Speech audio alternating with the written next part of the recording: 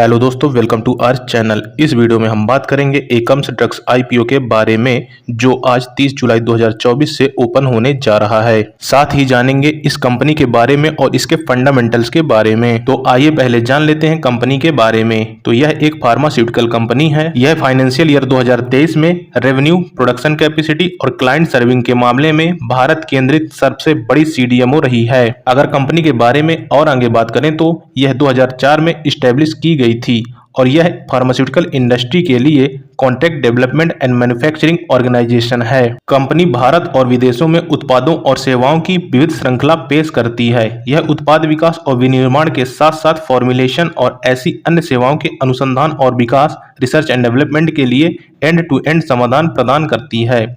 Company branded दवाओं और सक्रिय फार्मास्यूटिकल सामग्री का भी निर्माण और बिक्री करती है। और आगे बात करें तो यह फार्मा प्रमुख 30 सितंबर 2023 तक सालाना 49.21 बिलियन यूनिट की संचयी उत्पादन क्षमता के साथ 10 विनिर्माण इकाइयां संचालित करती है। कंपनी वित्त वर्ष 2025 में चालू होने वाले अपने सीडीएमओ व्यवसाय के लिए 2 अतिरिक्त उत्पादन इकाइयों के साथ अपनी उत्पादन क्षमता का विस्तार करने की योजना बना रही है।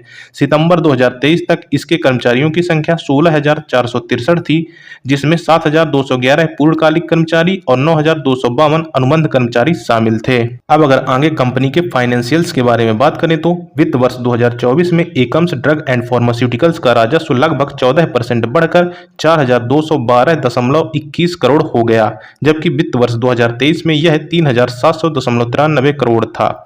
वित्त वर्ष 2023 में कंपनी का कर पश्चात लाभ लगभग 99.1% घटकर 79 लाख हो गया, जबकि वित्त वर्ष 2023 में यह 97.82 करोड़ था। वित्त वर्ष 2013 में फार्मा कंपनी की कुल संपत्ति 717.19 करोड़ की तुलना में 1% गिरकर 709.5 करोड़ हो गई।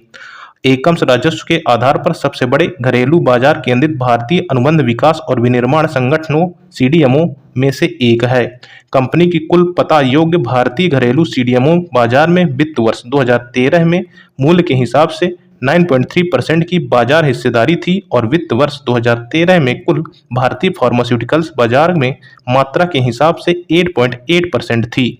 भारतीय घरेलू सीडीएमओ बाजार में वित्त वर्ष 2013 में मूल्य के हिसाब से एकम्स की बाजार हिस्सेदारी 29.4% थी। सिप्ला, डॉक्टर रेड्डी, सन फार्मा जैसी बड़ी कंपनीज इस कंपनी की कॉम्पिटिटर हैं। तो आइए अब बात कर लेते हैं कंपनी के आईपीओ के बारे में। तो कंपनी का आईपीओ 30 जुलाई 2024 से 1 अगस्त 2024 तक ओपन रहेगा। इसकी फेस वैल्यू के बारे में बात करें तो ₹2 पर शेयर है। प्राइस बैंड 646 से 679 रुपए पर शेयर है। लॉट साइज की बात करें तो 22 शेयर का एक लॉट साइज है। टोटल इश्यू साइज 2,73,45,162 शेयर्स का है, जिनकी वैल्यू 1856.74 करोड़ है। फ्रेश इश्यू के बारे में बात करें तो 1,14,727 शेयर हैं, जिनकी वैल्यू 680 करोड़ रुपए है। ऑफर फॉर सेल की बात करें तो 1,73,30,435 शेयर्स हैं, जिनकी कुल वैल्यू 1176.74 करोड़ रुपए है। कंपनी के एम्प्लॉयज के लिए 64 रुपए पर शेयर का डिस्काउंट दिया जा रहा है। कंपनी के एम्प्लॉय को एम्प्लॉय कैटेगरी में अप्लाई करना होगा। इसकी लिस्टिंग बीएसई और एनएसई दोनों एक्सचेंज पर होगी। शेयर होल्डिंग पैटर्न के बारे में बात करें तो share holding pre issue 14,73,56,280 share होंगे और share holding post issue 15,73,71,007 share होंगे। आइए अब कंपनी के फंडामेंटल्स के बारे में बात कर लेते हैं। तो कंपनी का रिटर्न ऑन इक्विटी ROE 0.11% है, जो कि काफी कम है। कंपनी का return on capital employed ROCE 3.37% है। डेब्ट टू इक्विटी रेशियो 0.69 है। रिटर्न ऑन नेटवर्थ -0.57 है। प्राइस टू बुक वैल्यू 13.69 है और PAT margin, profit after tax margin 0.02% है। अब अगर कंपनी के और की फंडामेंटल्स के बारे में बात करें तो कंपनी के एसेट्स में साल दर साल वृद्धि देखने को मिली है। मार्च 2022 में कंपनी के एसेट 3,069.05 करोड़ के थे, जो बढ़कर मार्च 2023 में 3,266.53 करोड़ हो गए और मार्च 2024 में यह बढ़कर 3,516.37 करोड़ रुपए के हो गए। एवं अगर रेवेन्यू के बारे में बात करें तो यह मार्च 2022 में 3694.52 करोड़ थे, जो कि मार्च 2023 में 3793 करोड़ हो गए और मार्च 2024 में यह बढ़कर 4,212.21 करोड़ रुपए हो गए। कंपनी के प्रॉफिट के बारे में बात करें तो कंपनी का प्रॉफिट मार्च 2022 के मुकाबले 2023 में काफी इंप्रूव हुआ था। मार्च 2022 में कंपनी के प्रॉफिट -250.87 करोड़ रुपए थे, जो इंप्रूव होकर मार्च 2023 में 97.82 करोड़ रुपए हो गए।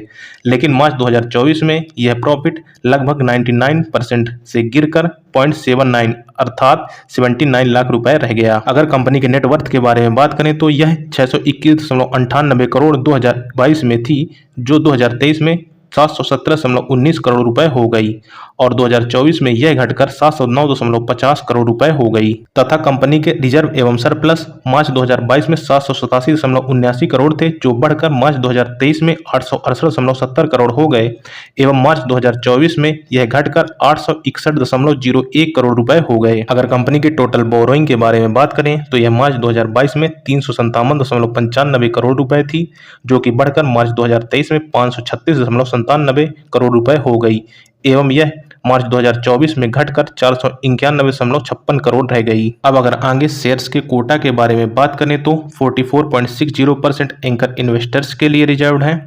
29.73% QIVs के लिए रिजर्व्ड हैं, 14.87% NIIs के लिए रिजर्व है, जिसमें से बिग NII के लिए जो कि 10 लाख के ऊपर बोली लगाते हैं 9.91% एवं स्मॉल NII जो 10 लाख से कम की बोली लगाते हैं उनके लिए 4.96% रिजर्व्ड हैं। रिटेल कैटेगरी के लिए 9.91% एवं एम्प्लॉयज के लिए 0.89% शेयर रिजर्व रखे गए हैं। अगर एकम्स IPO के ग्रे मार्केट प्रीमियम के बारे में बात करें तो करंट में ग्रे मार्केट प्रीमियम 195 रुपए में चल रहा है, जो कि कल 29/7/2024 को 211 रुपए था, जिसमें हल्की सी गिरावट आई है। हम बता दें कि IPO में अप्लाई करते वक्त सिर्फ ग्रे मार्केट के आधार पर निर्णय ना लें। तो आइए अब बात कर लेते हैं इस IPO के एंकर लिस्ट के बारे में। तो इस IPO को ग्लोबल एवं डोमेस्टिक एंकर इन्वेस्टर्स से अच्छा रिस्पॉन्स मिला है। अगर ग्लोबल इन्वेस्टर्स के बारे में बात करें तो इनमें Abu Dhabi investment authority, BlackRock, small cap world fund, Florida retirement system, HSBC global, Carmignac portfolio and Neuberger Berman emerging market equity fund जैसे बड़े नाम शामिल हैं। अगर डोमेस्टिक इन्वेस्टर्स के बारे में बात करें तो इसमें डोमेस्टिक म्यूचुअल फंड जैसे कि SBI mutual fund, Aditya Birla sun life trustee, Franklin India, Templeton India, DSP India fund, IIFL asset management, Tata mutual fund, Motilal Oswal mutual fund, Bandhan mutual fund, Edelweiss trusteeship and JM financial mutual fund जैसे बड़े नाम शामिल हैं। अगर आगे इसके सब्सक्रिप्शन के बारे में बात करें तो ज़्यादातर ब्रोकरेज जैसे कि स्वस्तिक इन्वेस्टमेंट एंड आनंद राठी ने सब्सक्राइब रिकमेंडेशन किया है। हम बता दें कि IPO में अप्लाई करना खुद का निर्णय होना चाहिए, इसमें किसी के भी रिकमेंडेशन की कोई ज़रूरत नहीं है।